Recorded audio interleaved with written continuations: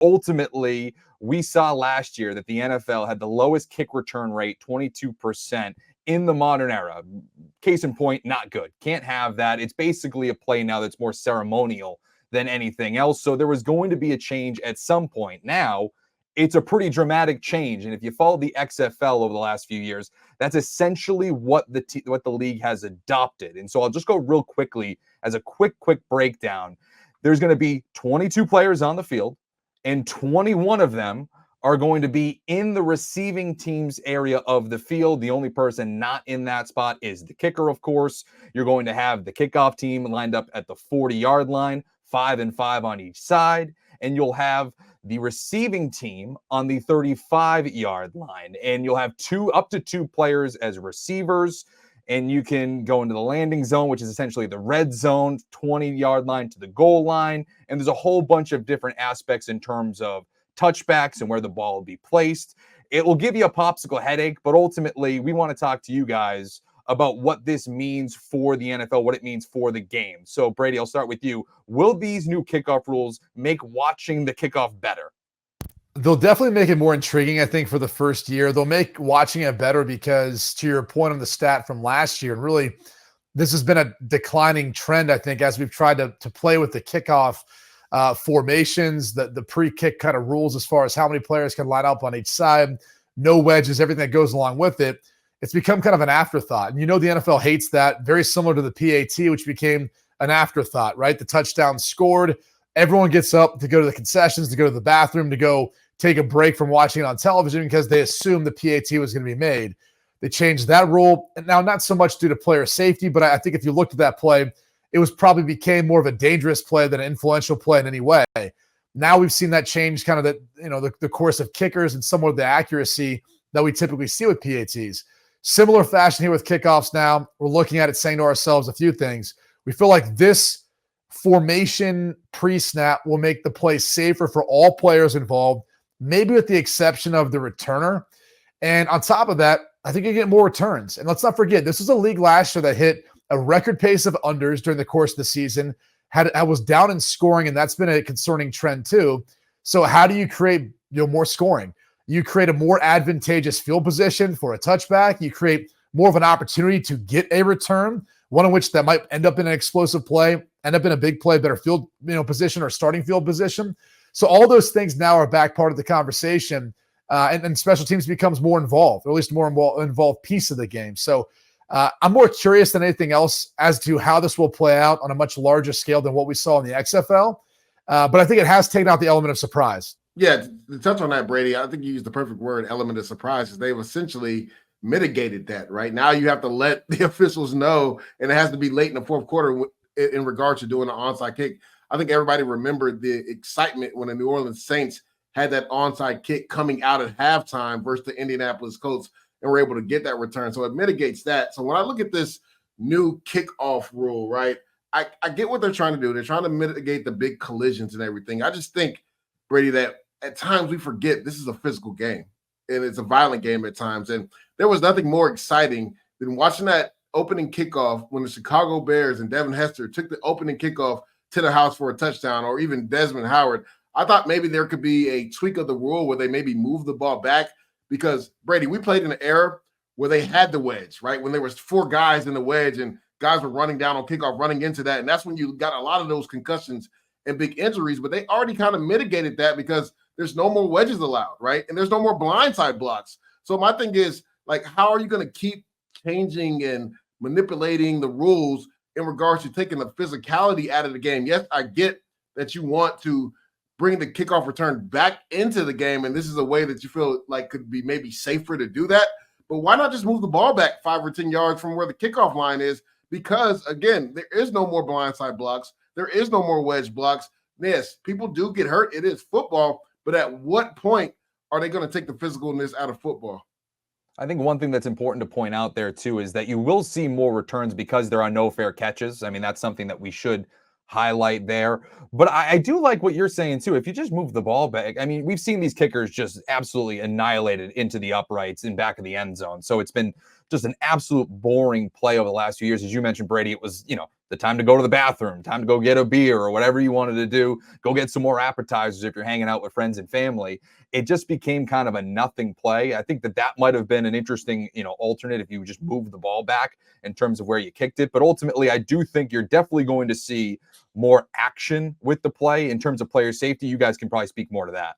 Yeah, no, I mean, clearly it's going to be a safer play in the context of you don't have guys who are much further apart, who in one case for the return team is running backwards then to try to go block a guy who's been running for the past 40 yards at them full speed. So there's definitely an element to more player safety from that standpoint. I even think for the return man, outside of catching the football, fielding the football, you're going to have a better sense for the blocking in front of you, right? I mean, they're not that far apart from one another.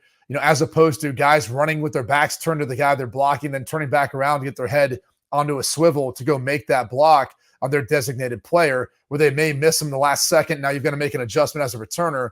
You're going to know which guy's free and which guy's probably covered up for the most part leading up to when you're fielding that ball. So that's one part of it.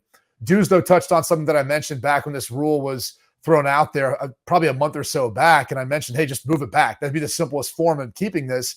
And it was more out of an effort to keep the onside kick element to this, because if you don't, not only are you taking out the surprise onside as Deuce touched on, but now we have to go about looking at how are we going about onside kicks. Are we just flat out giving up what we're saying and we're going to tell them, hey, this is how we're going to try to implement an onside kick with the way we're formationing things?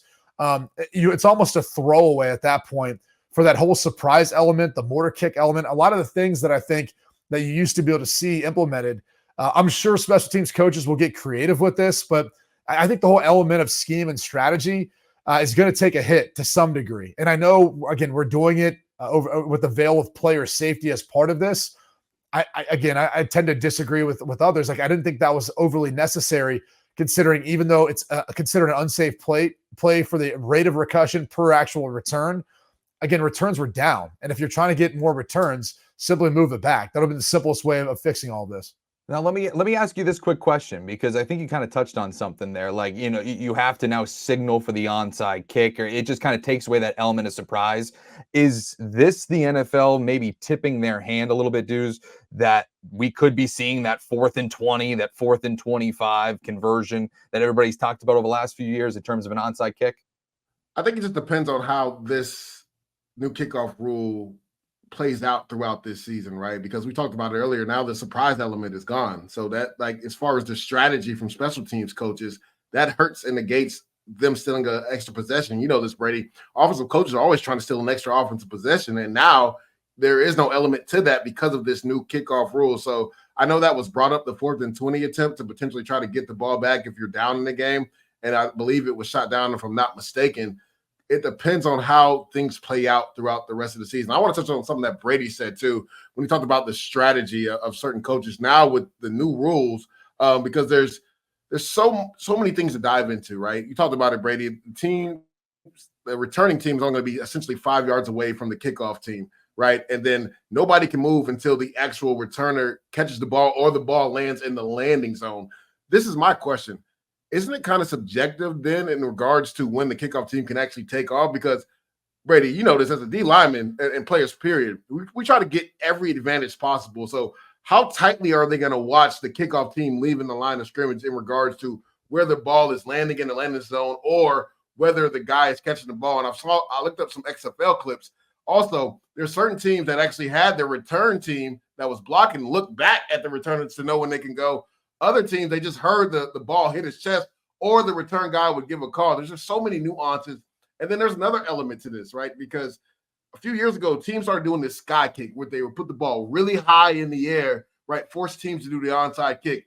You would think there'd be an element with that too. And how does that, throw off the timing of the return game as well when you kick the ball up that high in the air, especially if a returnman has to run a good bit of distance to catch up to see where the ball is. So I think I'm like Brady. I think they should just try to move the ball back 5, maybe even 7 yards. And because they already kind of took out some of those head-to-head collisions with the wedge being taken out and also the blindside block. Only time will tell how this rule will play out throughout this season. We saw the XFL do, they had some success with it. I just think the excitement of the play is gone compared to when guys are running down the field 40 or 50 yards. You know what I'm going to miss, guys?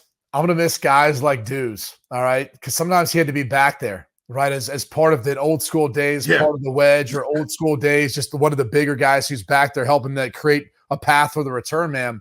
But every once in a while, you get that squib kick and you get the big guy back there and the ball goes right to him. And Deuce is picking it up. Now he's running. And now you got to bring down a big boy running down the field on special teams.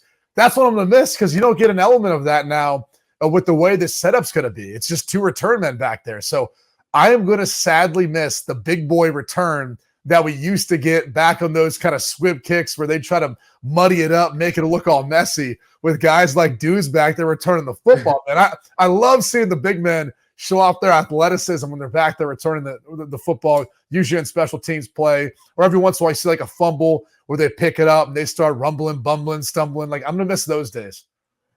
You know, one of my favorite clips of the Patriots run was Dan Connolly on Sunday Night Football, the big loaf of bread running down the field. Dan Connolly was the one that comes to mind for sure.